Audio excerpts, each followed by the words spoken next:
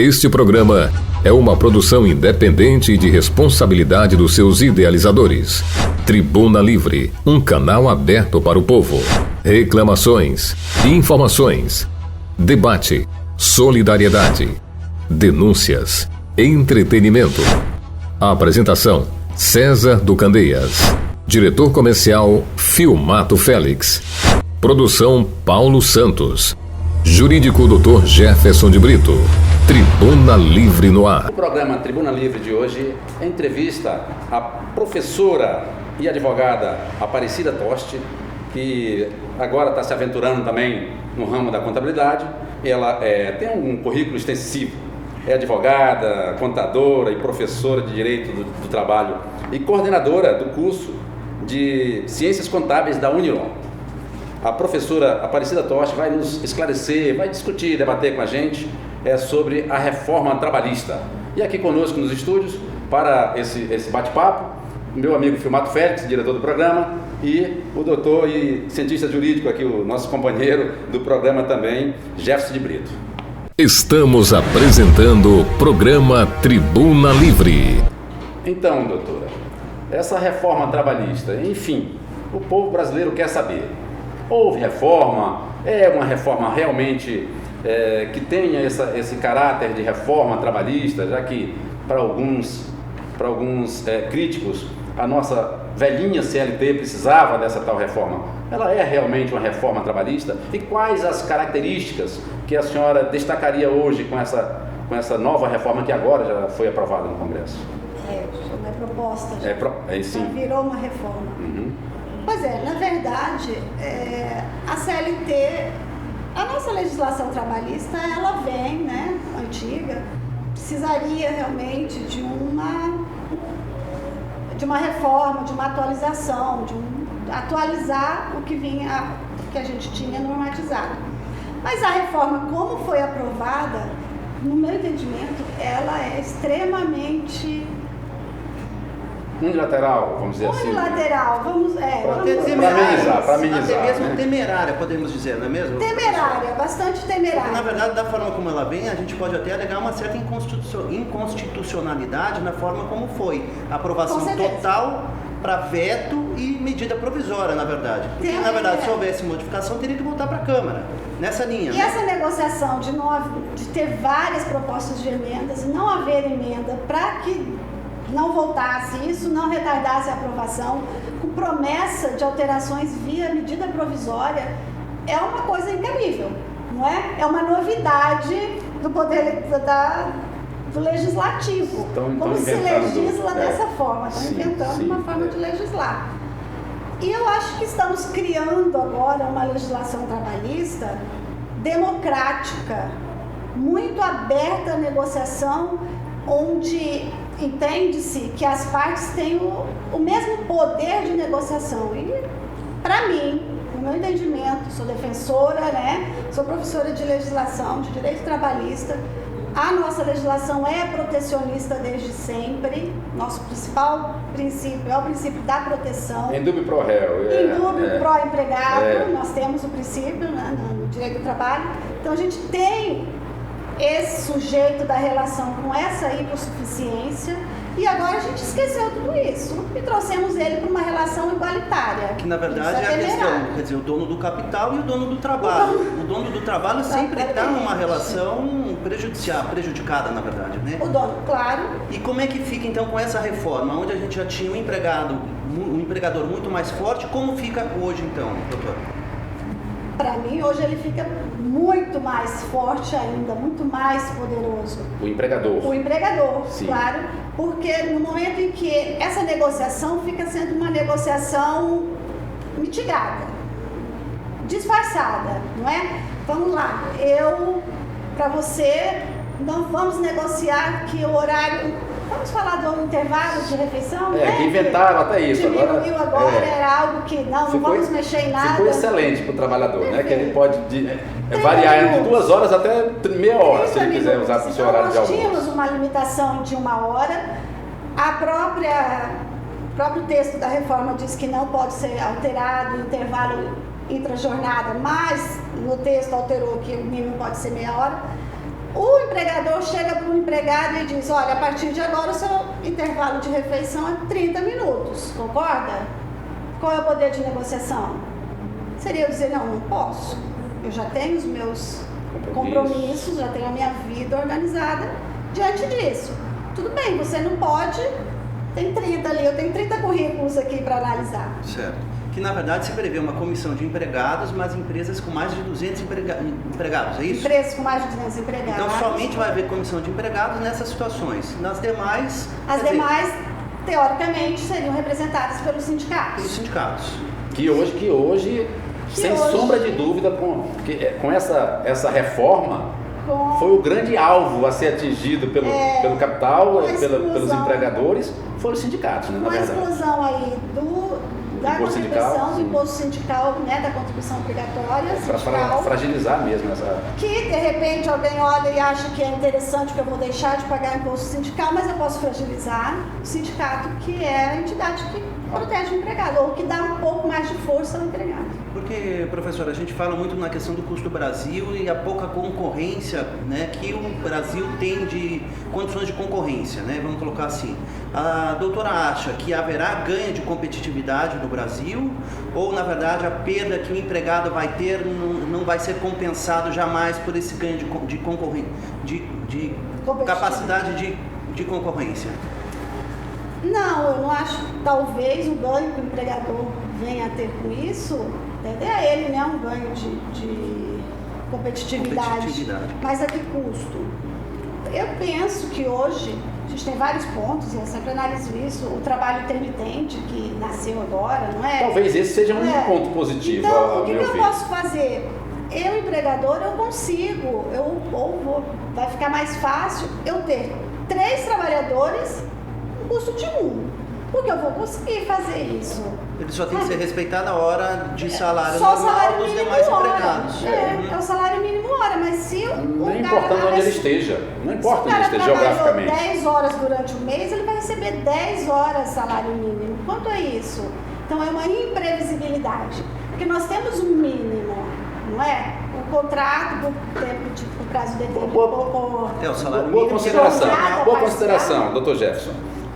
O mínimo, existe ainda o salário mínimo? Foi mexido no salário mínimo? Não. Ou existe possibilidade de mexerem ainda nessa questão do direito do salário salário mínimo? O mínimo é garantido. Mas aí o salário mínimo hoje é R$ 937, mas a gente entra nessa questão do salário mínimo hora. Mas nós já tínhamos antes o regime por tempo parcial, que era possibilitado... 25 horas. 25 horas. 25 horas por semana. Mas era menos de salário, quer dizer, já havia possibilidade de se ganhar menos de salário mínimo. Menos que os R$ 937 reais. Né? Bem, mas eu tinha esse mínimo, então eu já tinha, eu empregado, já conhecia qual seria o meu salário no final do mês, porque fui contratado para 25 horas semanais. Hoje não, hoje é imprevisível. Eu te contrato, quando eu precisar de você... Continuidade, ele só tem que avisar 5 dias antes, né? 3 dias antes? 3 dias antes. Ele te liga e te avisa, eu vou precisar de você daqui 3 dias. Você se compromete a estar lá, você não tem obrigação, mas você se comprometeu, você é obrigado a ir. Não foi, paga para o empregador uma multa de 50% do valor que você iria receber, caso você fosse trabalhar. Ou o contrário, chega lá, não tem o trabalho, ele vai te pagar os 50% da multa. Mas deixa eu dizer, César, professora Filmato, porque a gente aqui está nessa discussão, mas talvez a gente precise trazer quais foram os direitos, o que houve de reforma, quais foram os pontos. Se realmente avançou porque a gente tá falando do trabalhador, né? Porque às vezes aqui a gente está falando houve ganho, houve perda, mas muitas vezes quem está assistindo lá não consegue dimensionar o que houve de reforma, na verdade. Como era antes, né? Como era antes, como era hoje. O que mudou, professora? Essencialmente, né? Essencialmente, porque a gente vê que toda mudança vai alterar aí pelo menos uns 100 pontos, não é? Da CLT. Muita coisa, bastante coisa. Algumas coisas foram suprimidas, outras foram acrescentadas. Algumas são processuais, mas eu acho as mais impactantes para mim são essa questão do trabalho intermitente, da jornada de trabalho, abrir para negociação e em algumas situações, inclusive negociação individual. Acordo de compensação de horas, até tácito, oral ou tácito, porque hoje o acordo de compensação de horas, ele precisa do aval do sindicato, não é? uma negociação coletiva. A partir de agora, não. Algumas situações, se a compensação for feita dentro do mês, pode ser tácito. Quer dizer, se o patrão aceitar... Ou seja, outra palavra, subentende-se que... Subentende-se. Quer dizer, se o patrão aceitar que o funcionário não vem em determinados dias para compensar aquilo que ele trabalhou a mais, é tácito. O tácito é isso. Tá não é? O tácito é uma coisa que nós nem combinamos, na verdade, mas que aconteceu. Por uma regra subjetiva. Ninguém se opôs àquilo, virou, né? Virou um acordo, virou um contrato. Então pode haver um acordo de extensão de jornada, de compensação de jornada, inclusive tácito, desde que isso seja compensado dentro do mês. Para compensação maiores, até 6 meses, fica restrito à negociação coletiva para funcionários que ganham abaixo de 2 vezes o valor máximo do benefício previdenciário, que hoje dá em torno de 11 mil e alguma coisa. Então, de 11 mil para baixo, as pessoas ainda têm, os empregados ainda terão muita coisa garantida por negociação coletiva. 11 mil acima, não há necessidade, a negociação pode ser feita individualmente. 11 mil reais. De salário individual. Então, se hoje eu ganho 11 mil reais, a legislação, o legislador entendeu que eu tenho capacidade de brigar de igual para igual, independente do tamanho da corporação que eu trabalho, da empresa que eu trabalho. Parece que é uma coisa um pouquinho justa, né? Porque ampara aquele que ganha um pouquinho mais para discutir. Porque se você relacionar e igualar a discussão para quem ganha um salário mínimo e para quem ganha 11 mil reais, aí é uma distância muito grande, né? Até mesmo de diálogo com o patrão, né? Até mesmo, né? Porque subentende-se que se o camarada está ganhando 11 Exatamente. mil, ele tem um bom nível detalhe, cultural, inclusive, né? Ganha esse valor e é portador de diploma de nível superior. Então ele tem realmente, ainda tem que ter essa questão de ser uma pessoa mais esclarecida, ter um pouco mais de condições de barganhar, né? E outra coisa que eu sinto na negociação coletiva é que até hoje, toda vez que se faz concessões, por exemplo, quando nós vamos reduzir salário, há uma possibilidade de redução de salário, né, via negociação coletiva, mas isso é feito com negociação coletiva e sempre com uma contrapartida. A nova redação diz que não há necessidade de contrapartida, que isso não torna o acordo ilegal.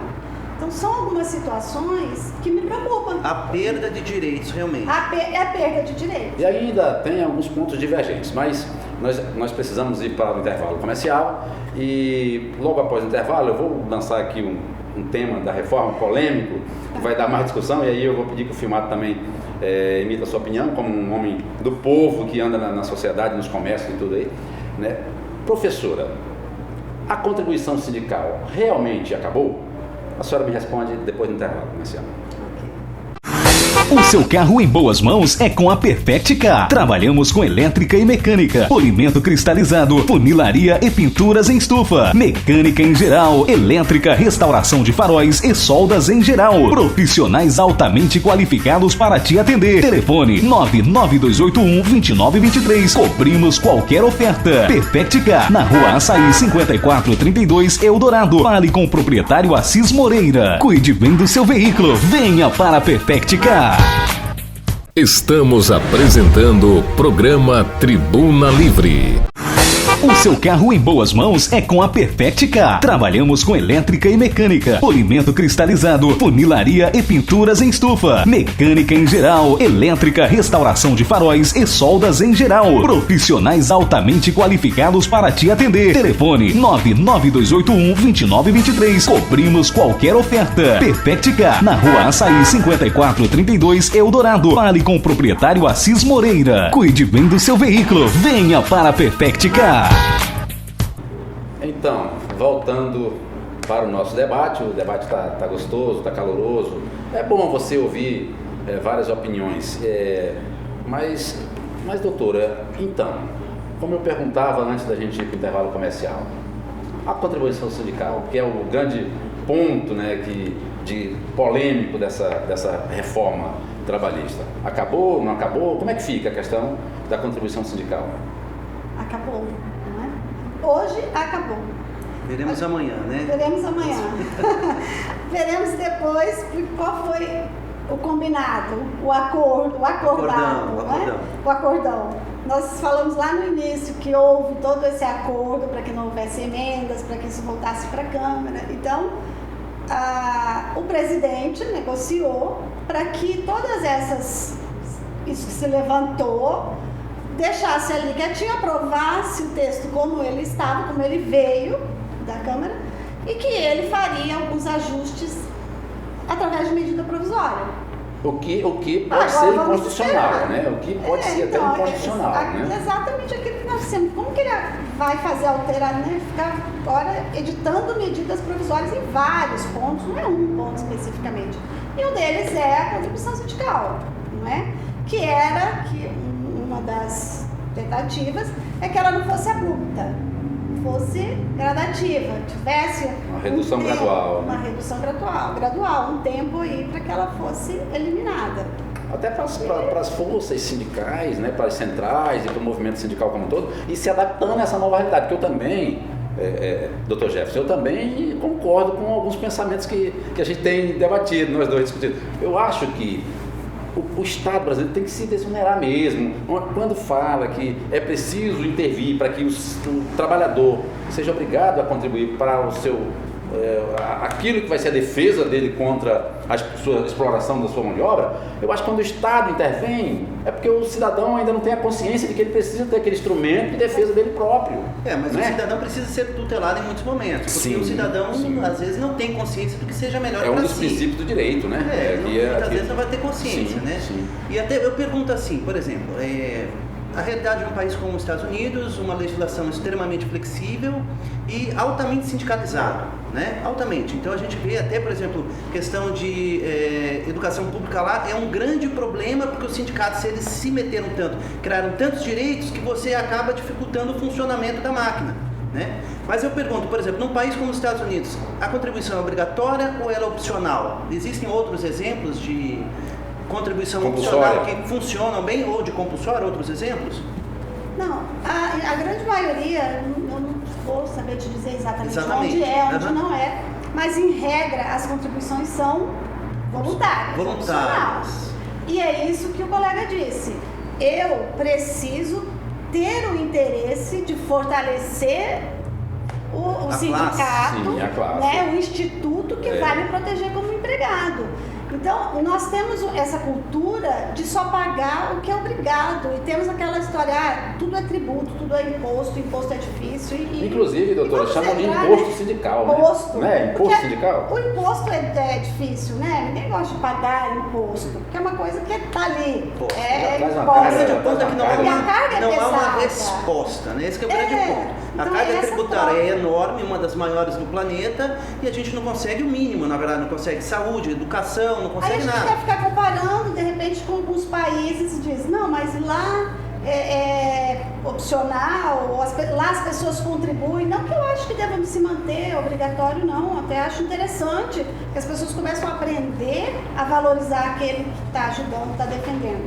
Mas eu comparar com um estado, com um país, onde lá é opcional e funciona, aí é o que você disse, eu tenho muito mais retorno, eu tenho que comparar os dois lados.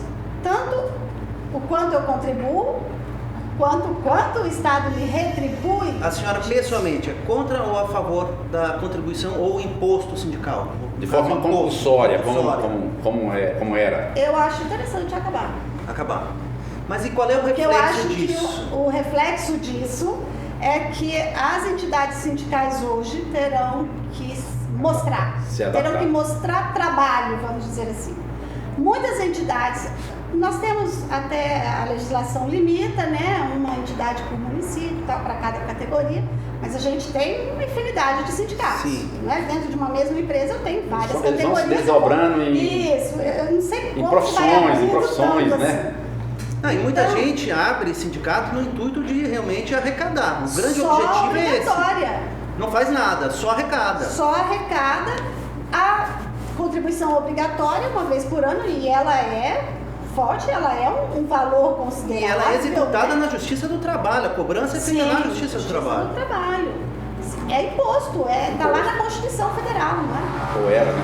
Era, exatamente. Imposto é uma contribuição, mas está lá, é um tributo, né? É cobrado pelo Estado. Mas esse sindicato se constitui para isso, só para arrecadar a contribuição obrigatória. Mas nós já temos a nossa contribuição, aqueles que se sindicalizam e pagam mensalmente. Quando Pronto. se associa, né? Quando se filia no Se o sindicato é bom, eu quero participar dele. Eu sou sindicalizada em 2 sindicatos, tanto professores como servidor público. Eu também sou em 2 Então, sindicatos. eu sou sindicalizada porque eu acho importante e eu sinto que o sindicato atua. Ampara. E eu vejo que as pessoas não querem, porque eu nem sei quem é meu sindicato, eu nem sei onde está meu sindicato. De repente, essa questão de deixar de ser obrigatório, agora os sindicatos realmente precisam trabalhar, porque eu preciso trazer Precisa efetivos colaboradores, convencer os colaboradores, empregados da base territorial, né? Precisa convencer os empregados da base territorial da importância da existência do próprio sindicato. Eu acredito que aqueles que trabalham, claro que vai sofrer um impacto, né? Porque é uma receita que vai deixar. Todo mundo quer uma economia, né? Ainda mais numa época de arroz, E vamos ser sinceros, vamos ser justos, para a gente não generalizar. Tem sindicatos que são atuantes, que lutam e protegem, então, inclusive, o trabalhador da sua é o que base. assusta, se de repente, né? a gente não Pois vai enfraquecer os bons, Então, né? tentando eliminar os maus e enfraquecer os bons. É muito complicado, por isso eu acho toda essa reforma, toda essa polêmica, a gente vai demorar um tempinho para assimilar.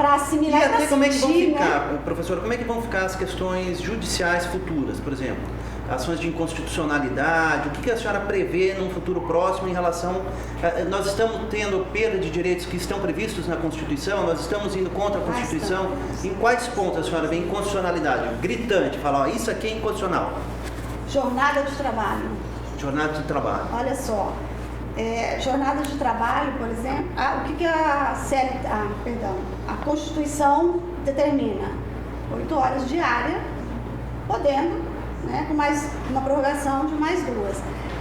E a nova redação, eu posso ter uma jornada de 12.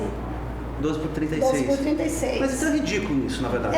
Ainda que tenha um 30. Pois é. É ridículo. E isso é uma coisa que já acontece, sumulado pelo tribunal. Na verdade está vindo para a legislação, mas já a súmula, existe uma súmula do Tribunal do Trabalho aceitando isso, não é? Normatizando essa jornada. Na verdade, criando, legislando, o tribunal legislando. Que na verdade está vindo agora. A reforma está prevendo isso, impedindo que eles tenham uma interpretação muito ampliativa ou criativa, né? Exatamente. Que aí vai cair naquilo que a senhora já falou, inclusive, no primeiro bloco, de que vai prevalecer o entendimento, o diálogo entre as duas partes, onde, em tese, deveriam ter as mesmas forças, o mesmo poder de negociação, em que o patrão sempre é o primeiro que manda e o último que fala, né? Então, ele vai dizer, bom, se você não tem condições de trabalhar 12 horas, então eu preciso de alguém que tenha disponibilidade para trabalhar 12 horas. E aí, talvez a gente tenha, né, essas Mas ações outras inconstitucionalidades gritantes, o que a senhora percebe mais? Vamos mexer na questão da insalubridade. Né? Mulheres, né? Que as mulheres grávidas nesse sentido, lactentes, né? Houve alguma alteração nessa questão da...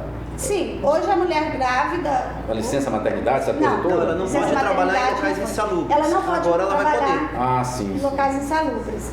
Aí qual é a redação hoje?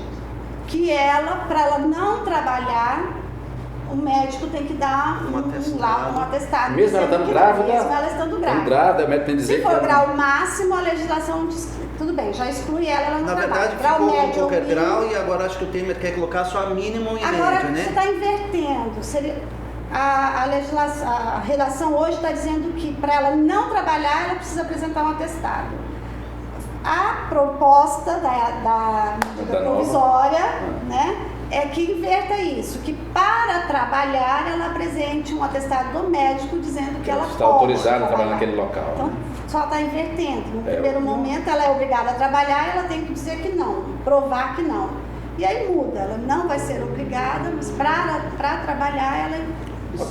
Ok, vamos ver. Se ela estiver contratada que ela já estiver grávida antes que entrou na empresa, como é que esse procedimento? Isso não mudou, né? Não mudou nada. Isso não mudou. É a proteção, a maternidade. A proteção à maternidade não mudou, pelo menos por enquanto. A mulher grávida, se ela é contratada grávida, por exemplo, ela já adquire estabilidade e ela vai ter estabilidade até 5 meses depois do parto. Né?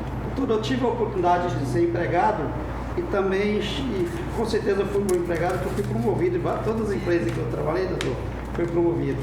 Tive a oportunidade de ser empregador. E aquilo que eu encontrei de bom lá atrás, eu trouxe para a minha empresa. E aquilo que eu achava que faltava, eu também trouxe para beneficiar os empregados.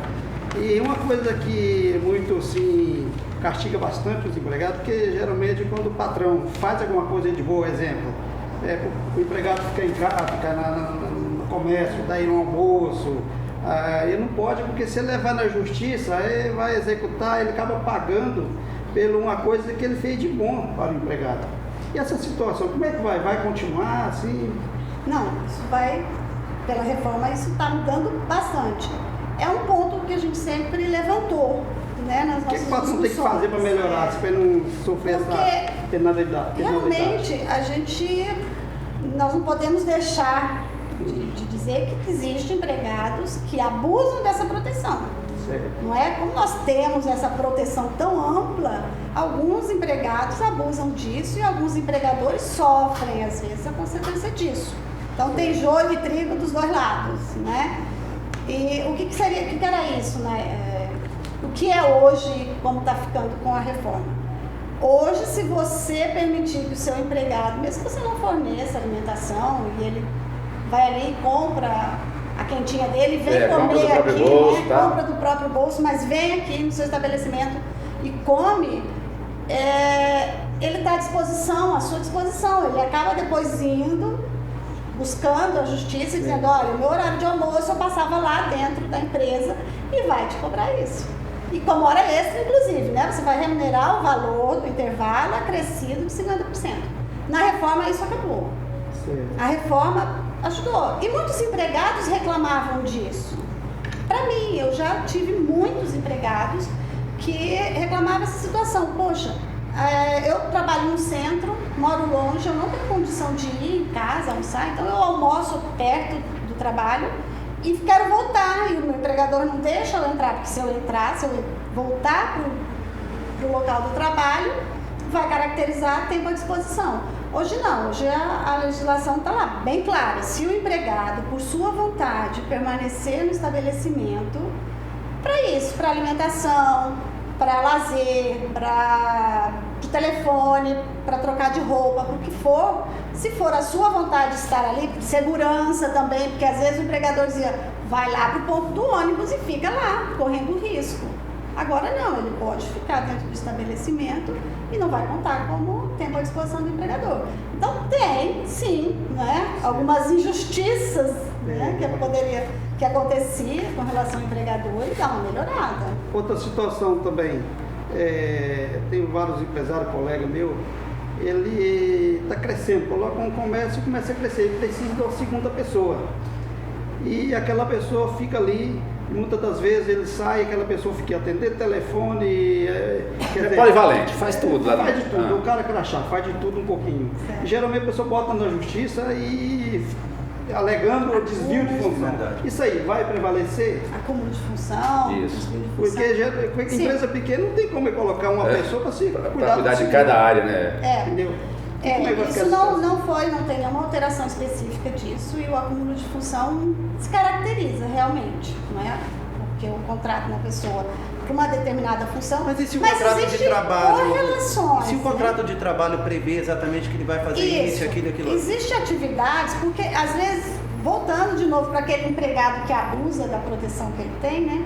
Às vezes o empregado, ele é contratado, vamos lá, contratamos uma recepcionista, aí ela quer entrar na justiça pleiteando o acúmulo de função com telefonista. Não tem, existem funções que são correlacionadas. Se a pessoa está ali como atendente, ela vai atender o telefone, ela vai atender o cliente, não é? São várias que vai, de repente, arquivar, empresa pequena, está dentro de um grupo, né? De um montante de funções.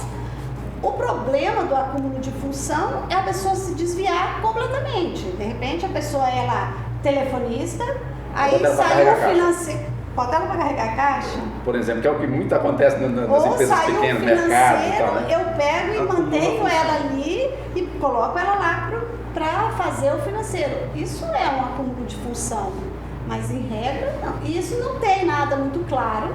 De novo, todas essas atribuições hoje está muito aberto para negociação. Tudo hoje está bastante aberto para negociação. O que está proibido na negociação? 13º, salário mínimo, que nós falamos, FGTS, Férias. Não, férias ainda houve um... Mexeu nas férias, né? Mexeu na questão de quantidade, de fracionar as Isso, férias. fracionar o período aquisitivo de férias, de 30 melhorou dias. também, não é? Para quem tem contrato por tempo parcial, as férias eram menores, tinha férias até de 8 dias, hoje todas as férias são de 30 dias. Esse era um ponto que eu iria perguntar no próximo bloco, né? Mas já que nós entramos nesse assunto, doutora, as férias, em caso de não haver acordo, a concordância das duas partes, a quem prevalece o direito? A senhora me responde depois do intervalo comercial. O seu carro em boas mãos é com a Perfect Car. Trabalhamos com elétrica e mecânica, polimento cristalizado, funilaria e pinturas em estufa, mecânica em geral, elétrica, restauração de faróis e soldas em geral. Profissionais altamente qualificados para te atender. Telefone 99281-2923. Cobrimos qualquer oferta. Perfect Car, na Rua Açaí 5432, Eldorado. Fale com o proprietário Assis Moreira. Cuide bem do seu veículo. Venha para a Perfect Car.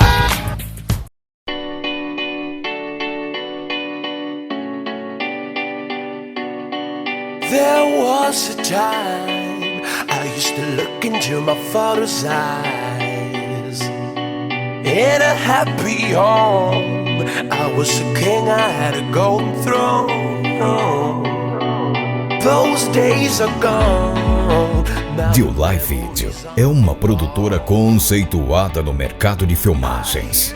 Para garantir o excelente resultado do seu evento, temos uma equipe altamente qualificada com conhecimento em vários softwares de edição, finalização e autoração de DVD.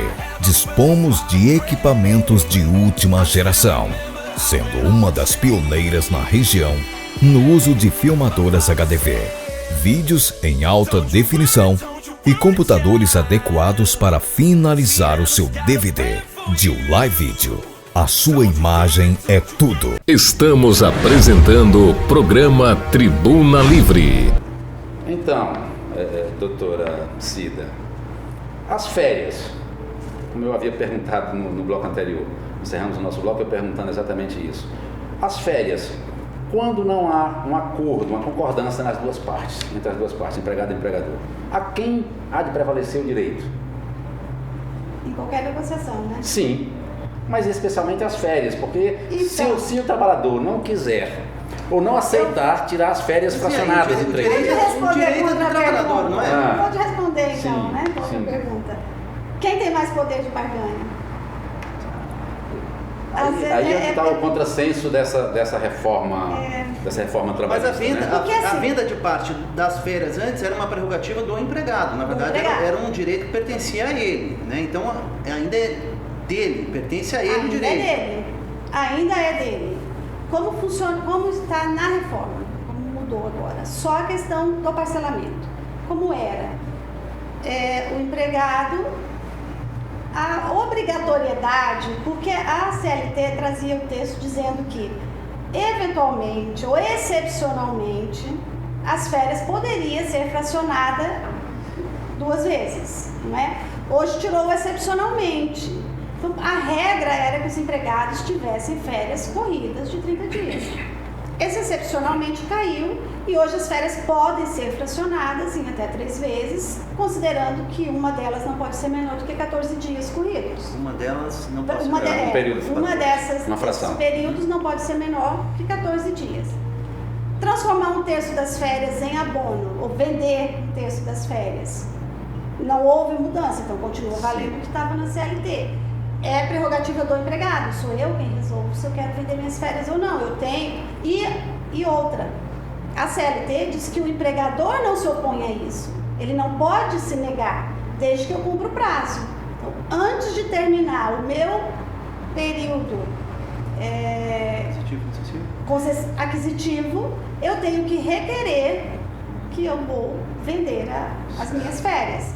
Porque aí ele tem mais 12 meses ali para distribuir, saber quando é e saber que naquele momento ele vai ter que me pagar. E daí é direito dele conceder no momento que lhe é oportuno. Exatamente, é o empregador que define o momento que ele vai conceder. Então, como eu pedi, antes de começar o período concessivo, eu solicitei que quero vender os meus 10 dias de férias, ele tem esse prazo para escolher quando é que ele vai me conceder, porque ele não pode se negar a adquirir, desde que o empregado faça o pedido no prazo.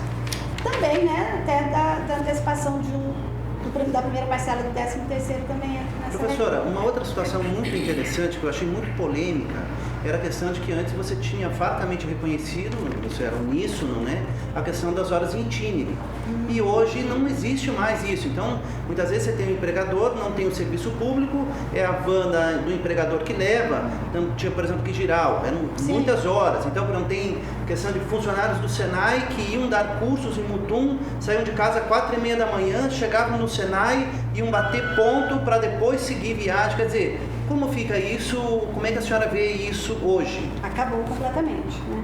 Então, mas extremo prejuízo do empregado, né? Pois é, o nosso colega que tem uma visão mais de empregador, acho que isso fala bastante para o empregador. E eu costumava dizer, como funcionavam as horas em itineres, não é? A hora em itineres, o empregador tinha que fornecer o transporte, não é? Não podia ter transporte público, tem toda a regrinha, né? É difícil acesso sem transporte público e o transporte fornecido pelo empregador. E aí isso contava como hora itinere, que nada mais é do que um período em que o empregado não está efetivamente executando tarefa, mas ele está à disposição. Está se deslocando da sua residência até o local de trabalho, está à disposição do empregador. Mas o empregador conseguia, de uma forma, prejudicar, vamos dizer assim, se ele não fornecesse a condução e o empregado fosse com a sua própria condução, não contava horas em itinerário. Geralmente... A horas em itinerário obrigatoriamente precisa que o empregador forneça a condução. Então, se eu for com o meu próprio carro, não é horas em itinerário. E muitas vezes o empregador deixava de fornecer transporte para que não... Propositalmente? Para que ele não... Né, para não gerar essa obrigatoriedade. Mas aí, tudo bem, mas ele está seguindo a regra. Aí até que, apesar de ser prejudicial, ele está administrando um passivo que ele tem, na verdade. Está dentro do que lhe cabe, na verdade, como empresário ou qualquer coisa do gênero. O que você acha, Filmato, com essa... Geralmente eu estava ouvindo a situação aqui, geralmente entre patrão e empregado existe um acordo, fala, compra uma bicicleta para mim, você precisa pagar o transporte, aí depois ele coloca na justiça e acaba recebendo a bicicleta e do lado tem essa situação, então é difícil essa lei, como é que vai essa nova lei? Vai ter essa mudança, existir esse tipo de acordo, se caso a pessoa vem botar na justiça, vai reparar alguma dano que causou? Como é que mudou? O que mudou nessa história? O empregado causar o dano ao empregador? Geralmente hoje a gente vai ter agora, né? A gente dança de má fé, né? A pessoa que entrou na justiça, porque até então o empregado ele era demitido, automaticamente ele ia para a justiça. O cara tem uma moto, você bota a gasolina moto aqui, não precisa, ele dá para transporte. E depois ele vai lá e... Olha só, então, o Vale Transporte não mudou, o Vale Transporte continua sendo uma obrigação direito, do empregador. É uma obrigação? É uma obrigação do empregador, um direito do empregado. Sim. Dentro, de novo, dos requisitos, tem os requisitos. Sim. Acontece muito do empregado ir de moto e requerer Vale Transporte. Ele não tem esse direito. O Vale Transporte ele é especificamente para o transporte público. Aquela história de que o empregador paga em dinheiro para custear o combustível não existe. Foi proibido com essa nova? Na verdade, isso é salário-utilidade, no final das contas. Isso é salário. Auxílio transporte. Não podia. Auxílio transporte é válido, não existe auxílio transporte. Auxílio transporte era salário, agora vai deixar de ser. Agora vai deixar de ser. mas era vale transporte que tinha que ser ou o tiquezinho ou hoje o cartão, né? Não, leva eu. O leva Na regra eu, antiga, na regra antiga. Como é a legislação antes da reforma. Isso, com a reforma... Com a reforma, o que vem ali, que também tem às vezes aí essa questão triste, temerária, que a gente vê muito quando a gente fala do serviço público, o servidor reclamando, e agora a gente vai ter isso aqui no seletista. Gratificações, esses auxílio transporte, qualquer auxílio monetário que o empregador pagava atualmente, né, por mera liberalidade, porque você é um bom empregado, então eu vou te dar uma gratificação mensal de R$300. Uma bonificação. Uma bonificação. Isso, na legislação hoje, ela é considerada salário. Para a legislação pós-reforma, ela não vai ser mais salário. Então, o empregador é um risco. Vamos ver os dois lados. Que é o caso, por exemplo, de prêmios, né? O camarada ganha uma viagem, antes era considerado como salário. O prêmio, se ele for esporádico, aconteceu alguma coisa, uma grande venda na empresa, então houve um prêmio. Tudo bem, ela não tinha natureza salarial, não incidia tributo. Mas se esse prêmio acontecer todos os meses, a todo mês o cara alcançou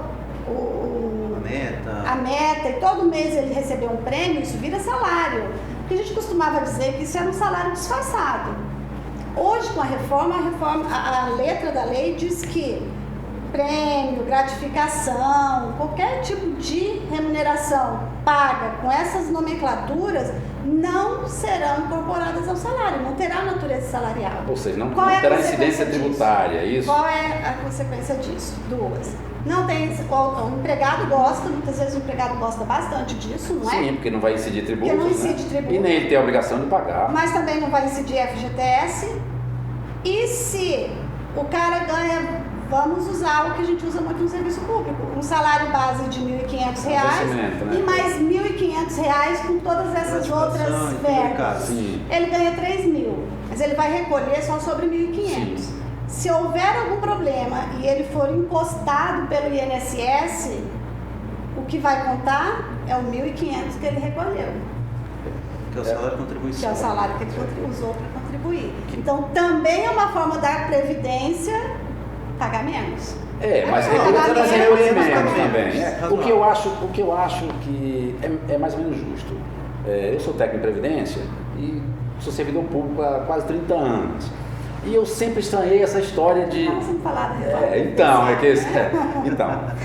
eu sempre estranhei essa história de que o servidor trabalha e contribui, por exemplo, o salário base de contribuição, X. Aí ele reclama porque paga muito, né, doutor? Eu lembro bem disso há uns 8, 10 anos atrás, quando uma demanda muito grande no Estado de Rondônia de servidores requereram, e a Justiça deu direito, de receber essa devolução do desconto indevido a título de previdência do IPERON. E receberam. Nossa. Esses mesmos servidores que receberam outrora, agora estão se aposentando. Estão reclamando a peça que querem receber em cima daquilo que eles contribuíam e que eles, por si só, pediram a sua devolução do desconto, alegando que era indevido. E a Justiça deu ganho de causa para eles e eles receberam e agora querem se aposentar em cima daquilo que eles querem o bônus, mas não querem o ônus. É óbvio que isso... É muito justo, não é? Se eu contribuo... É um cálculo atuarial, não tem muito aonde...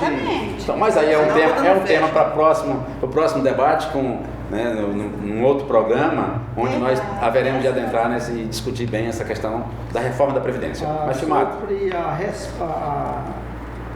experiência, né? O cara é contratado, tem 90 dias de experiência de trabalho. Tem 90 dias de experiência para contratar, aquela coisa toda. Período de experiência, né? Experiência. Geralmente a pessoa 88 dias ele trabalha, beleza, depois já começa a pisar na bola, né?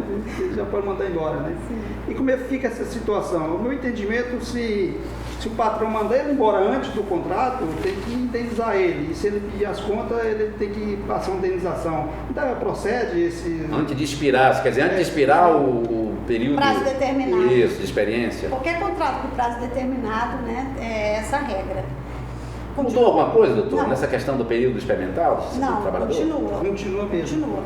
O que mudou é que nós tínhamos, né, antes do texto da reforma, um contrato por prazo determinado, em algumas situações específicas que a CLT trazia, que esse contrato poderia ser até 2 anos, além de experiência de 90 dias, existiam outras situações que poderia ser até 2 anos. Flexibilizava até 2 anos. Dependendo da atividade da empresa, dependendo da atividade do trabalho que o empregado vai fazer, poderia ter um contrato de até 2 anos.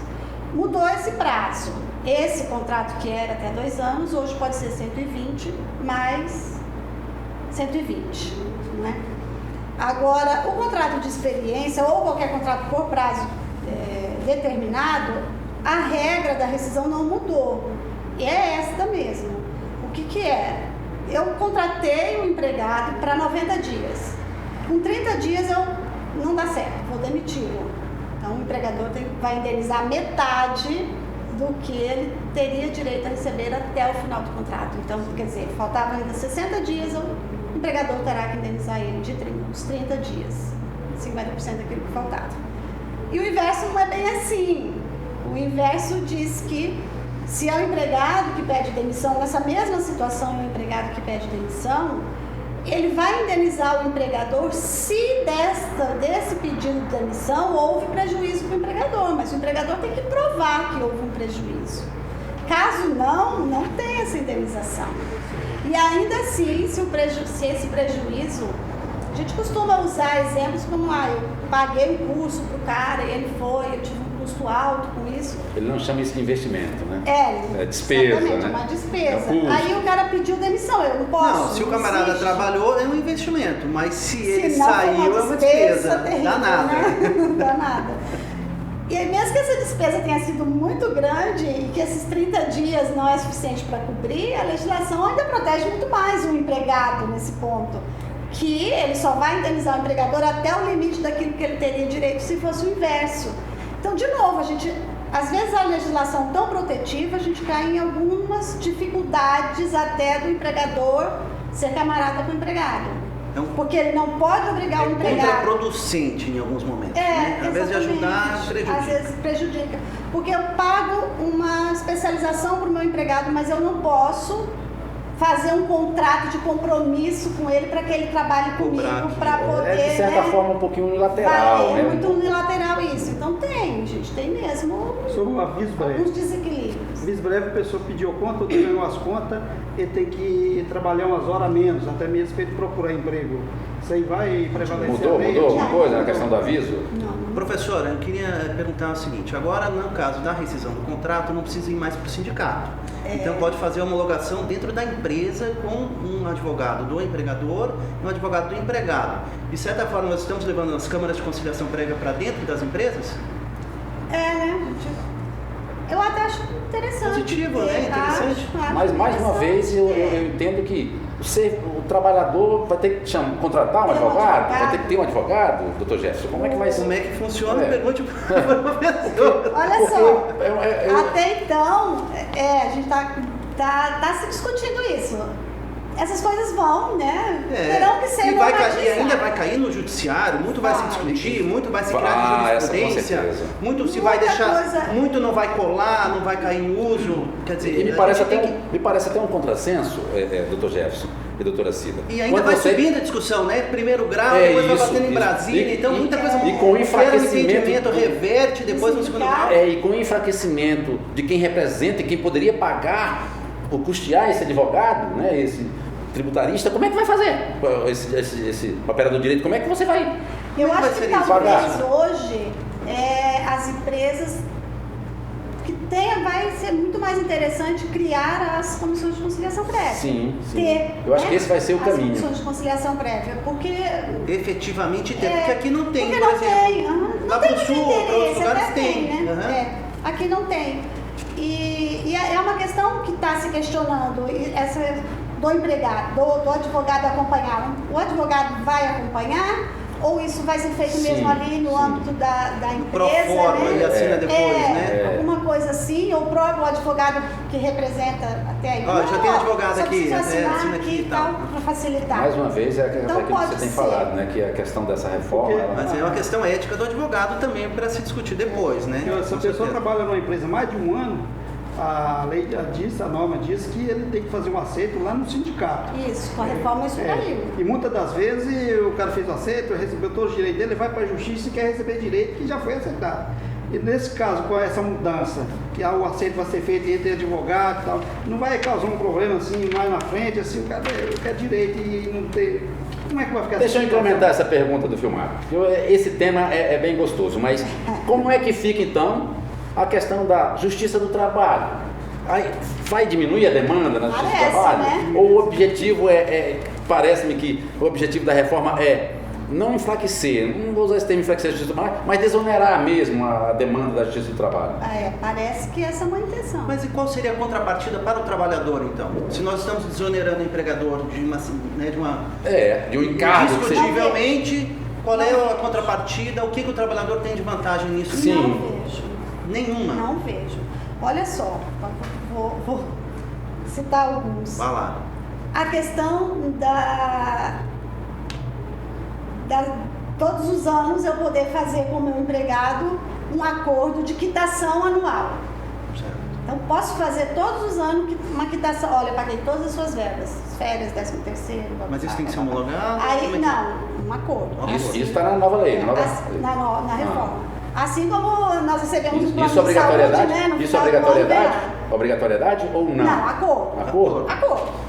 Mas pode ser revisto depois na Justiça do Trabalho ou não? Não. Não pode ser revisto? Não, acordei, eu disse ali que eu recebi tudo. Coitado recebi do todas as trabalhador. férias que eu tinha. Onde é que está a disponibilidade de direitos, Então, essas garantias todas? E aí, isso que me parece que é uma tentativa de diminuir as demandas judiciais, não é?